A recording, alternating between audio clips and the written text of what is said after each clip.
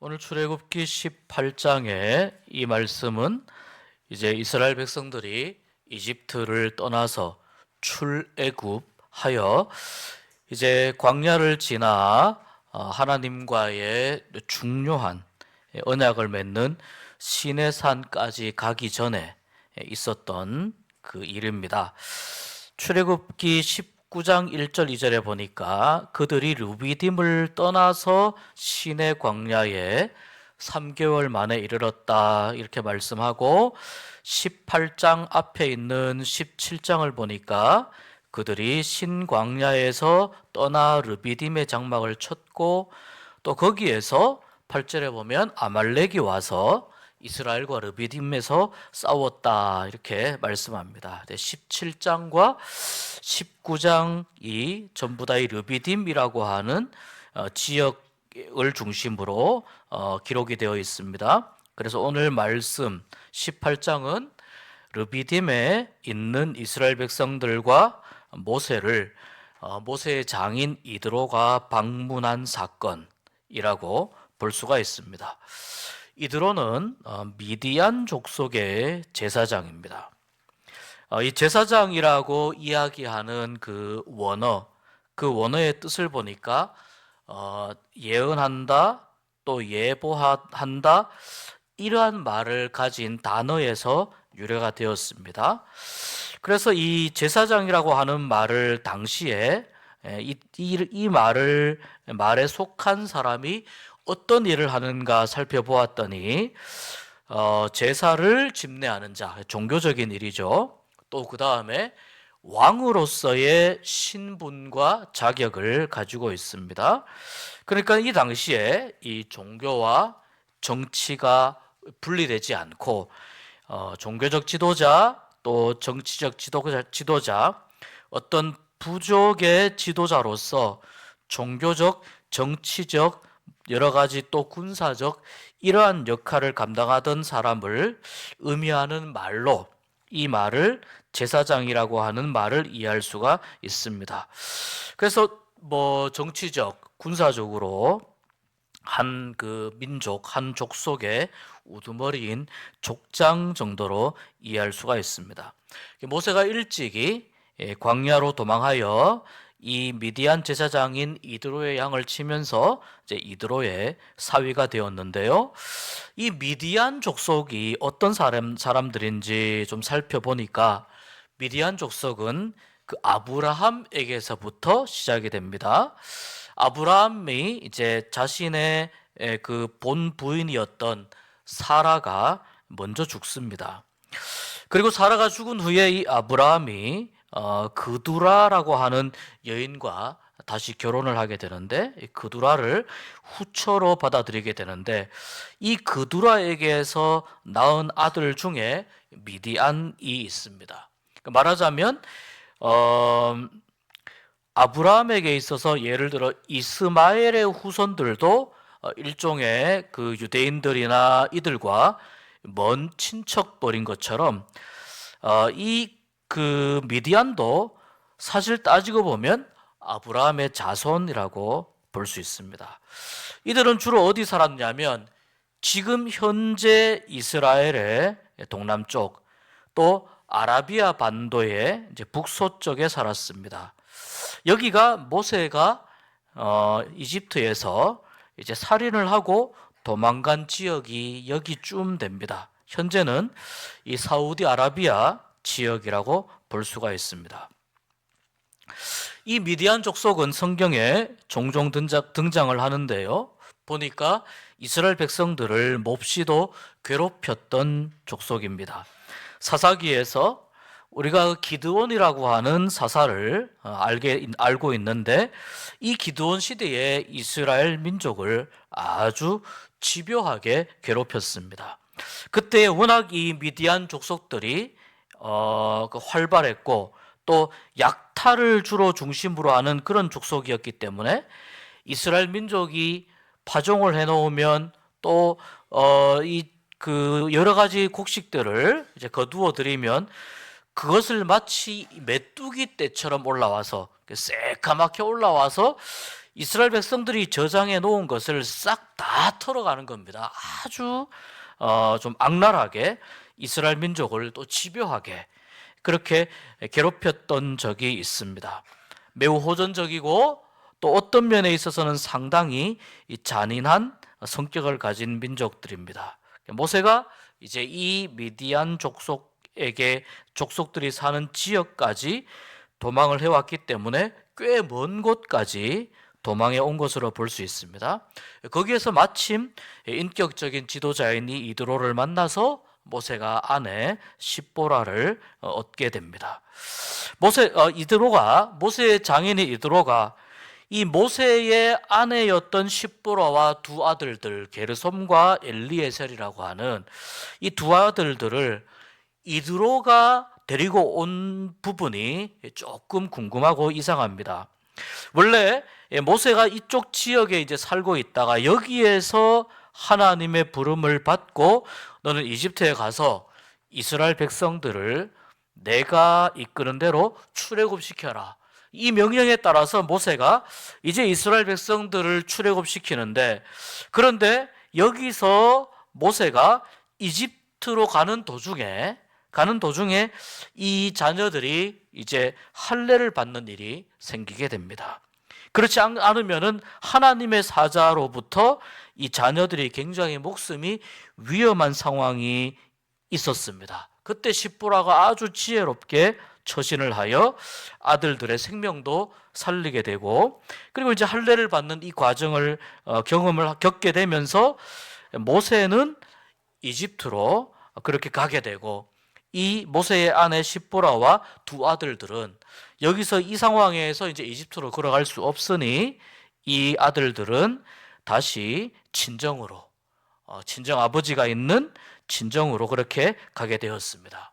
그러니까 모세는 이집트에 가서 바로를 만나고 또 많은 이스라엘 백성들을 만날 그때에 이제 아내가 함께, 가족이 함께 동행하지 않은 상태였습니다. 그런데 이제 이 모세가 하나님의 뜻을 받들어서 또 지도력을 발휘해서 이스라엘 백성들을 이끌고 홍해를 건너서 이제 광야로 나오게 되었다고 하는 이 소식을 이드로가 듣게 됩니다. 그리고 충분히 안전한 지역까지 왔다고 하는 것을 알게 되면서 이 르비딤까지 왔다는 것을 전해 들으면서 이제 이드로가 모세에게 그 십보라 아내와 모세의 아내와 두 아들들을 데리고 오는 것입니다. 그러니까 모세의 아내와 이 두 아들들은 이집트까지 가서 출애굽을 함께 경험한 것은 아닙니다. 홍해의 기적이나 또는 마라의 쓴물을 단물로 바꾸는 이러한 이 기적을 이제 경험하지 못했습니다. 자, 그런데 이제 오랜만에 이렇게 아내도 만나고 아들도 만나고 장인어른도 만나고 오랜만에 가족들이 함께 모이니 이제 그동안 어떻게 지냈는지, 어떻게 여기까지 오게 되었는지 이런 이제 궁금한 이야기들을 서로 나누게 됩니다. 좀 안전한 상태가 되어서 하나님이 여기까지 인도하신 그 이야기를 이제 모세가 장인 이드로와 또 아내와 두 아들에게 그런 이야기를 쭉 들려주는 겁니다. 그 이야기를 들으면서 이드로가 정말 하나님이 어떻게 여기까지 이 백성들을 이끄셨는지 이제 그 내용들을, 그 여정들을 듣고 설명을 하면서 이 이드로가 모세가 믿는 여호와 하나님을 마음속에 인정하게 됩니다. 그러면서 하나님을 찬양하게 되고, 너의 하나님이 참 신이시구나. 내가 비록 미디안 족속이지만 너의 하나님이 참 신이구나. 너의 하나님이 정말 모든 신 위에 뛰어난 신이시구나. 이 너의 이야기를 들으니 정말 하나님께서 얼마나 큰 역사를 일으키시고 얼마나 이스라엘 백성들을 사랑하셔서 여기까지 인도하셨는지를 내가 그 이야기를 들으니 정말 마음속에 와닿고 너무나 감동이 된다. 그러면서 이스라엘의 하나님을 이드로가 참신으로 고백하게 됩니다. 뿐만 아니라 이드로가 내가 하나님께 예배하고 싶다. 그래서 하나님 앞에 드릴 제물들을 가지고 와서 이드로가 하나님께 제사를 드리게 됩니다. 이것이 18장 9절, 10절, 11절, 12절에 나와 있는데요. 제가 한번 10절부터 한번 읽어보겠습니다. 이드로가 이르되 여호와를 찬송하리로다. 이드로의 고백입니다. 너희를 애굽 사람의 손에서와 바로의 손에서 건져내시고 백성을 애굽 사람의 손 아래에서 건지셨도다. 이제 내가 알았도다. 여호와는 모든 신보다 크심으로 이스라엘에게 교만하게 행하는 그들을 이기셨도다 하고 18장 12절에 모세의 장인 이드로가 번제물과 희생제물들을 하나님께 가져오매 아론과 이스라엘 모든 장로가 와서 모세의 장인과 함께 하나님 앞에서 떡을 먹으니라. 그러니까 이드로를 중심으로 해서 하나님 앞에 드리는 이 예배, 이 제사를 모세와 아론과 이스라엘의 모든 장로들, 그러니까 이스라엘의 모든 지도자들이 함께 와서 이 예배를 같이 드리며, 그리고 그 예배를 통하여 또 나누어 준 그 떡을 함께 먹게 되었다는 말씀입니다.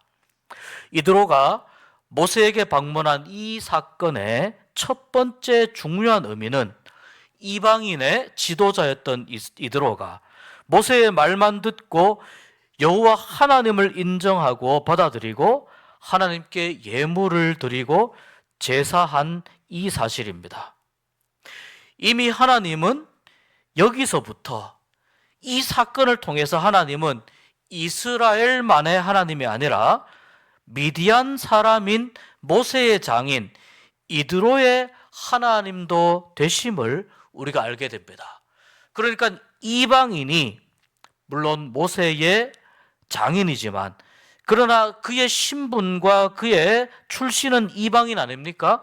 이 이방인이 하나님을 참신으로 나의 하나님으로 고백하게 한 이 사건은 하나님께서 이스라엘 백성들만을 위해서 싸우시고 이스라엘 백성들만 복을 주시고 이스라엘 백성들만의 하나님이 아니라 모든 민족 가운데에 동일한 하나님으로 사랑을 베푸시고 많은 사람들에게 하나님의 은총을 베푸시는 참신으로 나타나기를 원하신다는 사실을 우리가 깨닫게 됩니다. 자, 여러분, 만약에 이스라엘 백성들이 광야에서 이렇게 가나안 땅을 향해서 행진할 때 그 지역에 있는 많은 민족들에게 소문이 났습니다. 다른 민족들에게 하나님이 어떻게 역사하셨고 어떻게 이 이스라엘 백성들을 이끄셨는지 소문이 나고 그 이야기를 듣고 만약 그 이야기를 들은 이 이방 민족들, 예를 들면은 아말렉 같은 이러한 민족들이 이 이야기를 듣고 이 이드로처럼 하나님을 인정하고 받아들였으면 어떻게 되었을까요? 이스라엘뿐만 아니라 많은 이방 민족도 하나님의 백성이 되고 하나님의 자녀가 되는 은혜를 누리게 되었을 것입니다.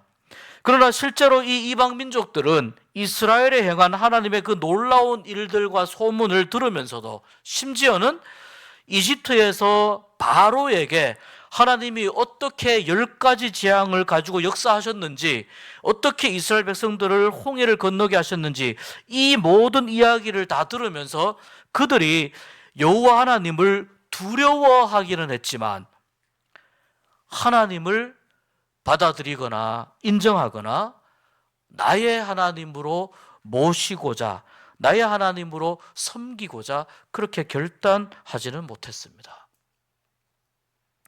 그 예를 들면 여리고성에 있었던 이 사람들도 마찬가지입니다. 정탐꾼들이 여리고성에 갔을 때 그들이 들렀던 이 라합의 집에서 그가 이야기합니다. 우리가 너희 하나님이 이집트에서부터 어떻게 너희 백성들을 인도하시고 이끌어내셨는지 우리가 다 들었고 이미 여기 여리고 성에 살고 있는 사람들이 다 알고 있다. 다 알고 있는데 그들이 하나님을 나의 신으로, 나의 하나님으로 고백하지 못한다라는 겁니다. 이것이 문제입니다. 그러나 그 여리고성에서 오직 이 이스라엘 백성들에게 역사하신 하나님을 받아들이고 인정했던 이 라합은 어떻게 되었습니까? 나중에 이스라엘 백성들이 여리고성을 점령하게 되었을 때 그녀와 그녀의 가족은 죽지 않고 생명을 건지게 되고 또 심지어는 예수님의 족보에까지 올라가는 그러한 큰 은혜와 영광을 누리게 되었던 사실을 우리가 성경을 통해 알고 있습니다. 이렇게 보면 모세의 장인이었던 이드로는 정말 지혜로운 사람이고 또 마음과 생각이 열려있는 사람이었다는 것을 알 수 있습니다. 이 18장의 앞부분은 이렇게 이드로가 하나님을 고백하고 하나님을 인정하는 이 사건이 기록되어 있는데 이 이드로가 모세를 방문한 이 사건을 이 출애굽기 18장에서 중요하게 다루고 있는 두 번째 이유가 있습니다. 바로 오늘 우리가 읽은 이 말씀 가운데 있습니다. 자, 그 이튿날이 되어서 이제 이드로가 좀 정신을 차리고 여독을 풀고 또 모세와 함께 이런저런 이야기들을 나누고 자 이제 일상생활을 하는데 보니까 모세가 지금 너무 바쁘고 정신이 없는 겁니다. 왜 그런가 했더니 모든 이스라엘 백성들이 전부 다 어떤 문제가 생기면 이 문제를 모두 모세에게 가지고 와서 판결해 달라고 요청하기 때문입니다. 큰일이든 작은 일이든 13절에 보면 모세가 백성들을 재판하느라 앉아있고 백성들은 아침부터 저녁까지 모세 곁에 서 있는 겁니다. 순서를 기다리는 겁니다. 그런데 이 백성들의 숫자는 자그마치 200만 명을 상회하고 이 백성들이 여러 가지 다양한 문제들이 생겼을 때 광야에 나왔으니 어떤 질서도 없이 나왔고 무언가 어떤 규칙이나 이런 것들도 없이 나왔으니 얼마나 이 광야에 나와서 이들의 삶이 우당탕탕 우여곡절 정말 이런 일들이 많았겠습니까? 그러니까 하나부터 열까지 전부 다 모세에게 물으려고 하니 도대체 모세가 숨 쉴 틈이 없는 겁니다. 이드로가 묻습니다. 아니 이게 도대체 무슨 일이냐 묻습니다. 모세가 대답합니다. 장인어른, 백성들이 지금 나에게 여러 가지 일들을 물으려고 나옵니다. 그들이 무슨 일이 생기면 나에게 오는데 왜냐하면 이 모든 문제의 해결과 하나님의 윤리와 규례와 법도를 그들이 알아야 되기 때문에 계속해서 나에게 나옵니다. 이드로가 그 말을 듣고 참 지혜로운 사람이었던 것 같습니다. 모세에게 이렇게 이야기합니다. 그대가 하는 일이 옳지 못하다라고 이야기합니다. 그대가 하는 일이 선하지 못하다. 이렇게 하다가는 자네뿐만 아니라 자네와 함께 있는 온 백성들도 다 지치고 만다. 이 일이 자네에게 너무 힘들고 힘겹고 버거운데 이것을 어떻게 자네 혼자서 감당할 수 있겠다는 말이냐. 그래서 내가 자네에게 충고를 하나 하겠다라고 이야기를 하죠. 18장 19절 20절에 보니 이렇게 이야기합니다. 이제 내 말을 들으라. 내가 내게 방침을 가르치리니 하나님이 너와 함께 계실지로다. 너는 하나님 앞에서 그 백성을 위하여 그 사건들을 하나님께 가져오며 그들에게 율례와 법도를 가르쳐서 마땅히 갈 길과 할 일을 그들에게 보이고 일단 그들에게 가르치고 그리고 자막이 되면은 21절 22절 우리 같이 한번 읽어봅니다. 너는 또 온 백성 가운데서 능력 있는 사람들 곧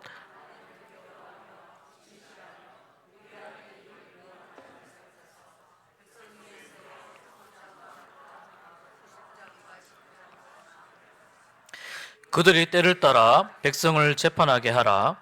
큰 일은 모두 내게 가져갈 것이요 작은 일은 모두 그들이 스스로 재판할 것이니 그리하면 그들이 너와 함께 담당할 것인즉 일이 내게 쉬우리라. 적게 잡아서 한 200만 명 되는 이 많은 사람들을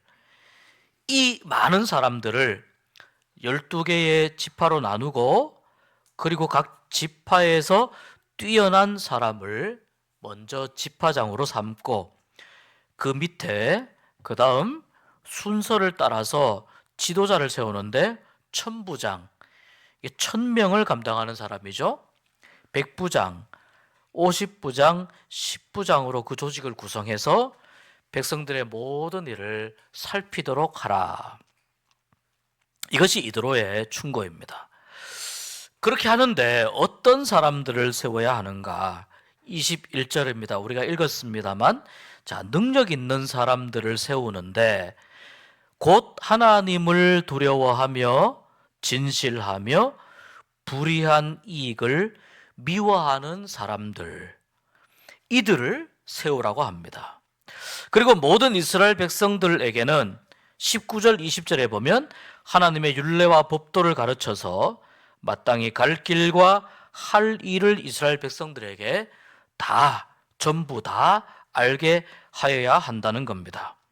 그리고 너는, 자네는 이 일들을, 여러 가지 다양한 소송들을 하나님께로 가져가게 될 것이다. 이렇게 됩니다.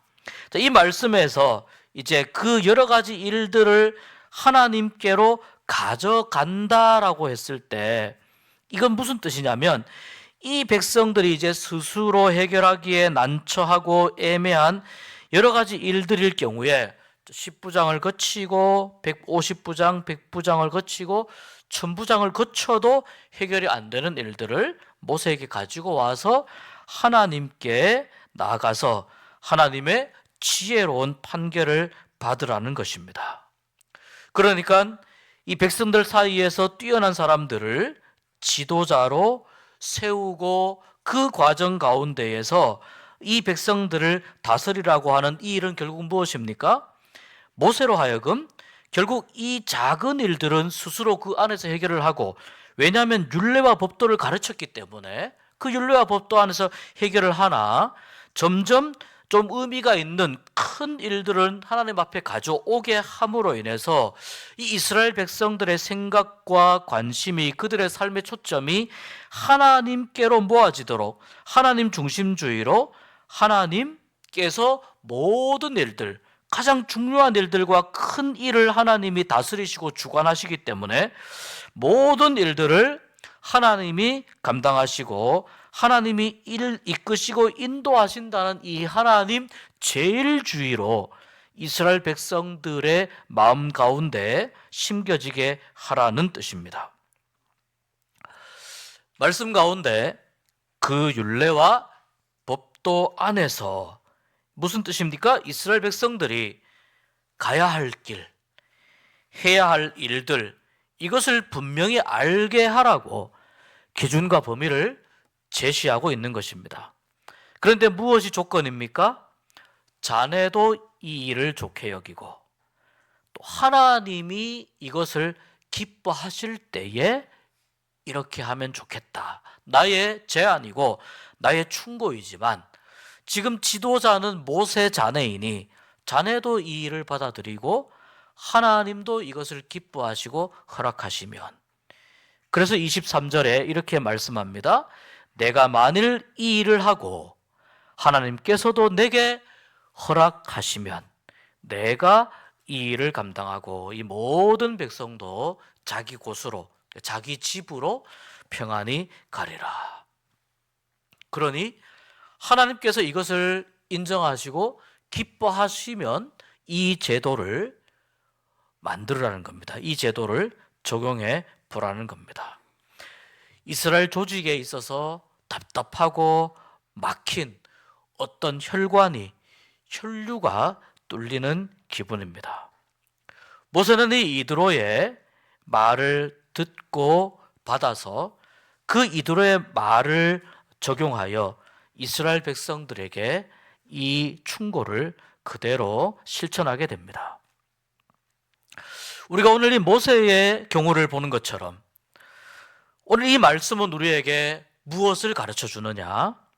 이 말씀은 모세의 경우처럼 하나님의 일은 결코 독불장군처럼 혼자 할 수 있는 것이 아니다라는 것입니다.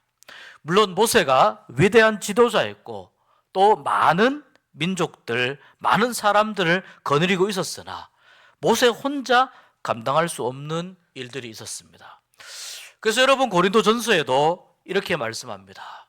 손이 있으면 발이 있어야 하고 또 눈이 있어야 하고 귀가 있어야 하고 코가 있어야 한다는 겁니다. 뿐입니까?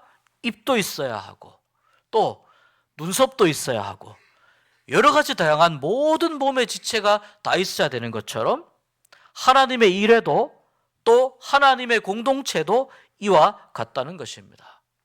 하나님은 어느 뛰어난 사람이 혼자서 그 일을 감당하면서 독식하는 것을 원하지 않습니다. 하나님은 서로 돕는 동력을 원하시는 겁니다. 그러니 이 이드로가 모세가 재판하고 있는 그 모습을 보면서 이 이드로가 제안했던 이 제안은 1000부장, 100부장, 50부장, 10부장을 세우라고 했던 이 제안은 하나님께서 보시기에 매우 유익한, 또한 하나님의 마음을 시원하게 하는 그러한 제안이었습니다. 서로 돕는 동력을 원하시기 때문에, 그래서 하나님은 당신의 사역자들을 위해서도 하나님의 일들을 하는데 동력자들을 세우셔서 서로의 약점을 보완하게 하시고 서로의 강점이 만나서 더 큰 시너지를 이루도록 하시는 것, 이를 통해서 결국 그 일의 결과를 통해서 하나님께 영광을 돌리게 하는 것이 하나님의 뜻이라는 겁니다. 모세가 하나님께 말했습니다. 저는 말을 잘 못합니다. 하나님이 말 잘하는 모세의 형 아론을 동력자로 붙여주었습니다. 바울에게는 실라와 디모데와 누가와 같은 동력자, 루디아와 같은 동력자를 붙여주었고, 또 바나바에게는 처음에는 바울과 함께 사역하게 하셨다가 서로 나누어서 이제 사역을 하게 될 경우에는 마가를 바나바에게 붙여주셨습니다. 그렇기 때문에 오늘 우리가 이 말씀을 읽으면서 이 이스라엘의 조직을 광야에서 새롭게 만들어가는, 시내산에서 하나님과의 언약 맺기 전에 이스라엘 조직을 새롭게 만드는 이 말씀을 통해서 우리는 어떻게 교회 안에서 이 말씀이 적용될 것인가 라고 하는 것을 좀 생각해 보아야 됩니다. 초대교회 안에 다양한 직분들이 나옵니다. 그 중에서도 사도행전 6장에는 교회가 부흥하고 교회의 사역들이 많아지면서 거기에서 하나님의 일들을 감당하기 위해서 7명의 집사를 안수해서 세운 기록이 나옵니다. 물론 그 이면에는 헬라파 유대인들과 히브리파 유대인들 사이에 갈등이 생겼다라고 하는 교회적인 과제가 있기 때문이기도 했지만, 궁극적으로는 하나님의 일들을 더 효율적으로 더 지혜롭게 협력하는 모습 속에서 감당하도록 하시는 하나님의 큰 계획이 있었기 때문입니다. 사도행전 6장 2절에서 보니까 12사도가 모든 제자를 불러 이르되 우리가 하나님의 말씀을 제쳐놓고 접대를 일삼는 것이 마땅하지 아니하니. 그러니까 하나님의 말씀이 최우선적인 일이 되어야 되는데, 이 하나님의 말씀을 상고하고 고민하고 이 말씀을 배우는 것보다 접대하는 일이, 사람들을 챙기는 일이 오히려 더 하나님의 말씀을 공부하는 것보다 이것이 더 우선되는 것이, 이것이 지금 마땅하지 않다는 겁니다. 그래서 3절에 너희 가운데서 성령과 지혜가 충만하고 칭찬받는 사람 7을 택하라. 우리가 이 일을 그들에게 맡기고 우리는 오로지 기도하는 일과 말씀 사역에 힘쓰리라. 이렇게 이야기합니다. 말씀을 제껴놓고 접대와 다른 일에 시간을 빼앗기는 것이, 특별히 교회 안에서 다른 일에 시간을 빼앗기는 것이 옳지 않다는 겁니다. 다시 말해서 말씀과 기도가 가장 먼저이고 가장 우선입니다. 그리고 이것을 함께 공유하면서 인정하면서 동력할 사람들을 세워야 되는데, 그들이 어떠한 사람들인가? 3절에 성령과 지혜가 충만하여 칭찬받는 사람들을 세우라고 했습니다. 사역을 분배하고 또 서로 강점이 있는 내용 가운데 서로를 조화시키며, 그리고 교회의 우선순위까지 다시 한번 확인한 말씀입니다. 오늘날에는 교회가 더욱더 다양한 직분들과 교회 안에 여러 다양한 역할들이 있습니다. 과거 초대교회 때보다 훨씬 더 복잡한 교회의 양상 때문이기도 하고 훨씬 더 큰 규모의 교회가 되었기 때문이기도 합니다. 그러나 우리가 오늘 출애굽기 18장과 사도행전 6장에서 말씀하는 하나님의 공동체, 하나님의 조직에서 하나님의 일을 감당할 사람들을 세워야 할 핵심적인 근거는 결국 같은 서로 통하는 의미라고 볼 수 있습니다. 출애굽기에서는 이렇게 말씀했습니다. 능력 있는 사람들 곧 하나님을 두려워하며 진실하며 불의한 이익을 미워하는 자를 세우라고 했고, 사도행전 6장에서는 성령과 지혜가 충만하여 칭찬받는 사람입니다. 무엇을 위해서 이렇게 하라고 하셨을까요? 일들이 많으니까, 혼자 감당하기 어려우니까, 물론 이것도 맞지만 하나님의 공동체 안에서 일꾼들을 세움으로 인해서 그 공동체가 하나님의 뜻을 준행하고 하나님께 영광이 되게 하기 위해서입니다. 또 교회를 더욱 든든히 건강하게 세워가기 위해서입니다. 또 하나님의 일을 하나님의 뜻에 맞게 분배하고 보다 효율적으로 하나님의 일을 감당하기 위해서입니다. 무엇이 우선되어야 할 것인지 그것을 오히려 교회가 고백하고 그 우선순위에 맞게 교회 안에서 모든 공동체 구성원들이 함께 참여하게 하기 위해서입니다. 하나님은 하나님의 공동체 안에 하나님의 일꾼들이 많이 세워지기를 원하십니다. 하나님의 일꾼들을 세우는 데 있어서 여러 가지 다양한 방법들이 있습니다. 그 다양한 방법들, 재직을 임명하고 재직을 세우는 방법들, 재직을 선출하는 일들도 있고요. 또 제자 훈련이라든지 여러 다양한 훈련 프로그램들을 통해서 하나님의 일꾼을 계속해서 세워갑니다. 왜 그럴까요? 하나님께서 교회 안에 있는 모든 이들과 함께 하나님은 일하기를 원하시고 하나님의 사역에 하나님의 사람들을 함께 참여하도록 초청하시기 때문입니다. 나는 교회에서 어떤 일을 맡고 있는가? 나는 어떤 직분을 맡고 있는가? 하나님께서 올해 나에게 맡겨주신 일이 무엇이고 어떤 사역일까? 그것은 나를 자랑하고 나의 만족을 위한 것인가? 아니면 하나님의 영광을 위한 것인가?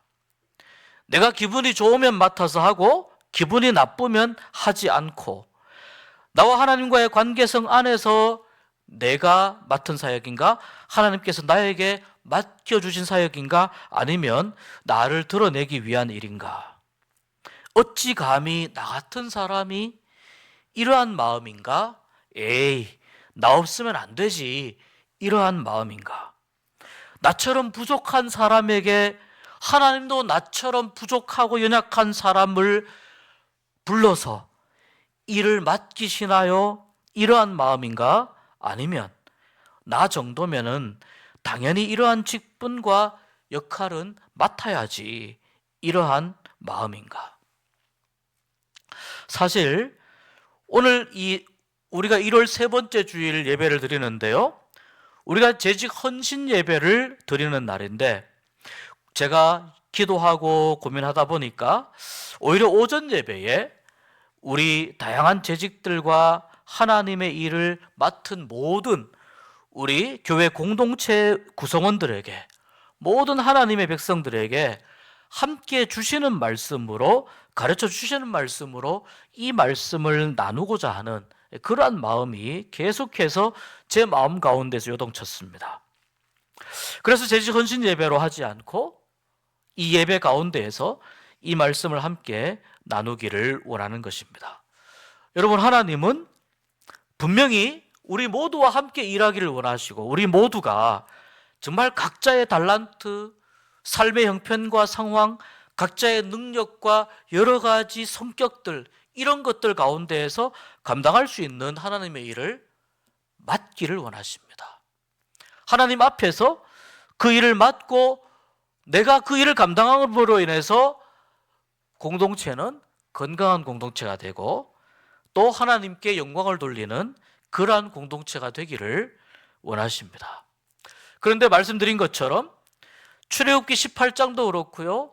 또 사도행전 6장에서도 그렇고요. 하나님은 모든 이들이 그런 일들을 맡기 원하시지만 하나님께서 원하시는 일꾼들의 모습이 있다는 겁니다. 우리가 이 말씀을 잘 기억하면서 나는 지금 어떤 모습인지 우리가 한번 돌아보기를 원합니다. 그리고 어떤 생각과 어떤 이유 가운데 있든지 간에 올해 내가 맡은 일이 있다면 이것이 하나님께서 나에게 원하시는 일인가 생각하고 고민하면서 무엇보다도 하나님께 영광을 돌리기 위해서 그리고 나에게도 이 부족한 나에게도 이러한 일을 맡겨주셨으니 하나님의 귀한 일에 참여하도록 이끌어 주셨으니 하나님 제가 기도하면서 감당해 보겠습니다. 이러한 마음으로 하나님의 일들을 감당하는 한 해가 될 수 있기를 소망합니다. 오늘 이스라엘 백성들을 관할하는 모세에게 또 초대교회에서 7 집사를 세운 일들과 또 그 기준을 짧은 시간 잠시 생각해 보면서 우리의 영적인 상태를 다시 한번 점검해 보고 우리 모두가 어느 한 사람 예외 없이 또 어느 한 사람 이렇게 뒤처지는 그러한 불행한 일 없이 우리 모두가 다 하나님과 함께 같이 걸어가는 하나님과 동행하는 함께 걸어가는 기쁨으로 또한 나에게 주신 일들을 감당하는 이 한 해가 될 수 있는 그러한 은혜가 있기를 또 그 한 해를 위해서 기도하고 결단하는 은혜가 있기를 주의 이름으로 축복합니다.